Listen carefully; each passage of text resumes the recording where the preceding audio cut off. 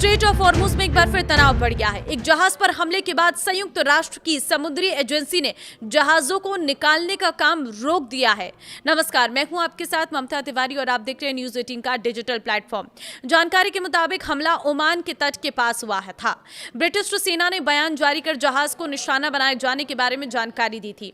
अंतर्राष्ट्रीय समुद्री संगठन के प्रमुख ने कहा था कि हॉर्मुज स्ट्रेट में फंसे जहाजों को निकालने का काम तब तक रुका रहेगा जब तक एजेंसी निकासी सूची में शामिल और उस इलाके में मौजूद जहाजों की सुरक्षा गारंटी सुनिश्चित नहीं कर लेती। फिलहाल यह स्पष्ट नहीं है कि हमला किसने किया और किस जहाज को निशाना बनाया गया। इससे पहले ईरान ने जहाजों को चेतावनी दी थी वे तेहरान की मंजूरी के बिना हॉर्मुज स्ट्रेट से होकर जाने वाले संयुक्त राष्ट्र के मान्यता प्राप्त रास्ते का इस्तेमाल न करें। दरअसल संयुक्त राष्ट्र की समुद्री एजेंसी ने हॉर्मुज स्ट्रेट के जरिए जहाजों की निकासी की योजना को रोक दिया है। ये कदम तब उठाया गया है जब ब्रिटिश सेना ने जानकारी दी कि गुरुवार को ओमान के तट के पास एक जहाज का प्रोजेक्टाइल से हमला किया गया है। अंतर्राष्ट्रीय समुद्री संगठन के प्रमुख ने कहा कि जब तक एजेंसी को निकासी सूची में शामिल जहाजों और पूरे क्षेत्र के लिए सुरक्षा की गारंटी की पुष्टि नहीं हो जाती तब तक इस योजना को स्थगित रखा जाएगा। यह स्पष्ट नहीं हो पाया है कि ये मिसाइल किसने दागा और किस प्रकार के जहाज को निशाना बनाया गया था।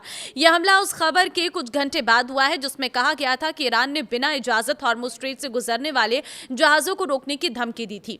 दक्षिणी लेबनान के नबातिये इलाके के बाहरी हिस्से में इजरायली हमले में 3 लोगों की मौत हो गई थी। यह हमला उस समय हुआ जब वॉशिंगटन में बातचीत जारी है। इजरायली सेना दक्षिणी लेबनान के उन इलाकों में आने वाले और जाने वाले लोगों को लगातार निशाना बना रही है जिन पर उसका कब्जा है। लेबनान के स्वास्थ्य अधिकारियों के अनुसार मार्च में युद्ध शुरू होने के बाद से अब तक 4000 से अधिक लोगों की मौत हो चुकी है। तो फिलहाल ये अपडेट है। हॉर्मुज का रास्ता एक बार फिर मुश्किल होता हुआ नजर आ रहा है जिससे पूरी दुनिया में हलचल मच गई है, क्योंकि हॉर्मुज एक ऐसी समुद्री मार्ग है जहां से लगातार जहाजों की आवाजाही होती है, तेल आता है, मसाले आते हैं, बहुत सारी चीजें इसी रूट से आकर निकलती है। लेकिन ये रास्ता बार बार बंद हो जाने से सप्लाई बाधित हो रही है जिससे महंगाई बढ़ रही है। नमस्कार।